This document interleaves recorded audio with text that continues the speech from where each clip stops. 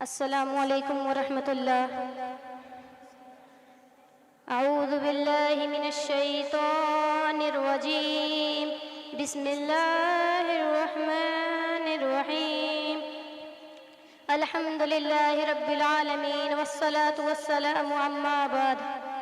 اسلام کی قدرت میں فطرت نے لچک دی ہے، اسلام کی قدرت نے فطرت میں لچک دی ہے، اتنا ہی ابھرے گا جتنا کہ دبائیں گے۔ آج اسلام دشمن طاقتوں کی طرف سے یہ اعتراض بڑے زور شور سے اٹھایا جا رہا ہے کہ اسلام اپنی طاقت سے پھیلا ہے۔ آج اس مسلمان یہ حیرت انگیز اشاعت اور پورے دنیا کے کونے کونے میں اتنی سرعت کے ساتھ پھیل جانے کا راز یہ ہے کہ مسلمانوں نے اسلام پھیلانے کے لیے تلوار کا استعمال کیا ہے اور زور زبردستی سے اپنا کلمہ پڑھوایا ہے۔ یہ اعتراض جتنے تشدد سے لگایا جا رہا ہے، حقیقت یہ ہے کہ کتنا کوئی معمولی سمجھ رکھنے والا انسان بھی اگر اسلامی تاریخ کا مطالعہ کرے تو اسے غلط ٹھہرانے میں کوئی تعمیل نہیں ہوگا۔ ہر دنیا کا ہر قاری یہ فیصلہ کرنے پر مجبور ہوگا کہ مسلمان نے اسلام تلوار کے زور سے پھیلانے کا الزام غلط اور بے بنیاد ہے۔ اسلام اعلیٰ تعلیمات کی وجہ سے پھیلا ہے۔ اسلام کی اشاعت میں لوہے کی تلوار نہیں بلکہ بلند اخلاق کی تلوار تھی، جس نے وہ کر دکھایا جو بڑا سے بڑا فوج اور بڑی سے بڑی لشکر انجام نہیں دے سکتی۔ قرآن نے یہ بھی صاف طور پر اعلان کر دیا ہے، لا اکراہ فی الدین، جس کو دین کی تعلیم، جس کو دین میں مالا مال ہونا، جس کا جی چاہے ایمان کی دولت سے مالا مال ہو اور جس کا جی چاہے کفر و شرک کی تاریکیوں میں بھٹکتا پھرے۔ اسلام کسی کے اوپر زور زبردستی کر کے اپنا کلمہ پڑھوانے کے حق میں نہیں۔ دنیا کفر و شرک کی تاریکیوں میں بھٹک رہے تھے، انسان خدا کو بھول چکا تھا، خدا سے کوئی وافقیت و ہدایت سے خدا کے راستے سے ہٹا ہوا تھا۔ انسان خدا کو جرم اور گناہ کو گناہ سمجھنے کی احساس تک ختم ہو چکی تھی۔ ایسا خوفناک ماحول تھا اور ایسے ماحول میں رسول خدا صلی اللہ علیہ وسلم کو مبعوث کیے گئے۔ رسول خدا صلی اللہ علیہ وسلم اللہ کے راستے کی طرف پکارنے والے اکیلے تھے، دین کی طرف بلانے والے تنہا تھے۔ اس وقت ان کا کوئی ساتھی نہیں تھا، کوئی دوست نہیں تھے، کوئی احباب نہیں تھے، کوئی عزیز و اقارب نہیں تھے اس وقت۔ اور ایک طرف دنیا کے اللہ کے رسول اور ایک طرف ساری دنیا اللہ کے رسول کے پاس کوئی دنیاوی طاقت نہیں تھی، کوئی مال دولت نہیں تھا، کوئی پیسہ روپیہ نہیں تھا، کوئی فوج نہیں تھا، کوئی لشکر نہیں تھا۔ جب حضور صلی اللہ علیہ وسلم جب لوگوں کو دین کی طرف بلائے، دین کی دعوت دی تو ساری دنیا آپ کی دشمن بن گئی۔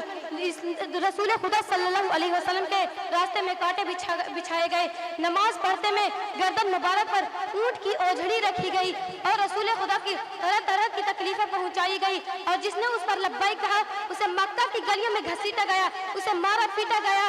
عرب کی سخت ریت کی گرمی میں اس کے سینے پر بھاری چٹان رکھی گئی۔ ان ساری کوششوں کے باوجود حضور صلی اللہ علیہ وسلم کو اور رسول خدا صلی اللہ علیہ وسلم کو کے ساتھیوں کو سر کرنے پر مجبور نہ کر سکے تو انہیں گھر سے بے گھر کر دیا، مدینہ جانے پر مجبور کر دیا۔ رسول خدا صلی اللہ علیہ وسلم یہ سب تکلیفیں سہتے رہے لیکن برداشت کرتے رہے، چپ چاپ اور برابر لوگوں کو دین کی طرف بلاتے رہے۔ رسول خدا صلی اللہ علیہ وسلم ایک درخت کے نیچے آرام فرما رہے ہیں، ان کے ساتھی کچھ دور پر ہیں۔ ایک دشمن نے اچھا موقع دیکھ کر تلوار سونت لی اور گستاخانہ انداز میں حضور کے سرہانے جا پہنچا اور غرور سے کہا، اے محمد بتا میرے ہاتھوں سے اب تجھے کون بچا سکتا ہے؟ اللہ! رسول خدا صلی اللہ علیہ وسلم کی ایک لفظ سنی، وہ ایک دم پر اثر لفظ تھی جس کے سننے کے بعد دشمن تھر تھر کانپنے لگا، اس کے ہاتھ سے تلوار چھوٹی اور کہا، محمد صلی اللہ علیہ وسلم نے فرمایا، اب تک تم مجھ سے پوچھ رہے تھے کہ میرا بچانے والا کون ہے، اب میں تم سے پوچھ رہا ہوں کہ میرے ہاتھوں سے تجھے کون بچا سکتا ہے؟ دشمن ایمان خدا پر نہیں تھا، اس نے کہا، آپ کے علاوہ مجھے کوئی نہیں بچا سکتا، اگر آپ مجھ پر رحم فرمائے تو۔ رسول خدا صلی اللہ علیہ وسلم اپنی جانی دشمن کو بنا تعارض کے چھوڑ دیا، وہ اپنے ساتھیوں میں چلا گیا۔ پھر اس اخلاق کا یہ اثر ہوا کہ مکہ فتح ہونے کے بعد وہ اسلام قبول کر لیا۔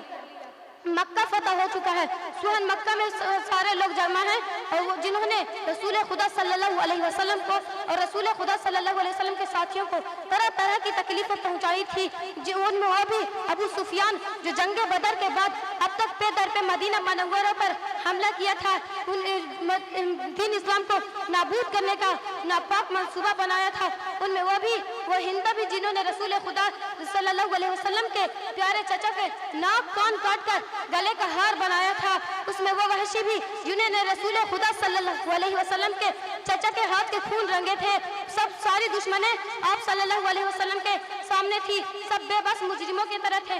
आप चाहते तो एक एक से गिन कर बदला ले सकते थे, एक एक जुल्म का बदला ले सकते थे, लेकिन खुदा की रहमत थी। फिर ये ऐलान फरमाया गया, ला तस्रीब अलैकुमुल यौम तुलका, आज तुम पर कोई साजिश नहीं, जाओ आज से तुम आज़ाद हो। फिर ये माफ़ी इतना आम होता है कि फरमाया जा रहा है कि जो मक्का की गलियों में पनाह ले वो भी अमन में है, जो अभी सुफियान के घर में पनाह ले वो भी मामून है, और जो अपने घर के बंद दरवाजे में पनाह ले वो भी अमन में है। रसूल खुदा सल्लल्लाहु अलैहि वसल्लम एक वक्त खलीफा वक्त रज़ी अल्लाहु अन्हु बाजार से गुजर रहे हैं, उनकी नज़र एक यहूदी पर पड़ी जो एक ज़र्रा बेच रहा था, वो ज़र्रा खुद उनकी थी। उन्होंने यहूदी से कहा कि ज़र्रा तो मेरी है। सहाबा ने साफ इनकार कर दिया और कहा नहीं, उसे कहीं से मिली है, बल्कि उसी की है। रसूल खुदा सल्लल्लाहु हज़रत अली वक्त खलीफा ज़र्रा छीनने के बजाय खुद अदालत का दरवाजा खटखटाया। यहूदी इस बेलाग फैसले को देखकर, इस्लाम की इंसाफ पसंदी को देखकर चिल्ला उठा और हजरत अली रज़ी अल्लाहु अन्हु को आवाज़ दी और कहा, बेशक ये ज़र्रा आप ही का है। आज इस्लाम की पसंदी को देखकर मैं बहुत खुश हूँ और आज से मैं इस्लाम कबूल करता हूँ। इन हक़ाइक़ के बावजूद अगर कोई शख्स कहता है कि इस्लाम तलवार के जोर से फैला है और उसको कलमा ज़बरदस्ती फैलाया गया है, तो उनके बारे में यही राय दी जाएगी कि उसके दिमाग में कोई खलल है। अब ऐसे शख्स का इलाज किसी पागल खाने में ही हो सकता है। मैं तकरीर अपने खत्म करती हूँ।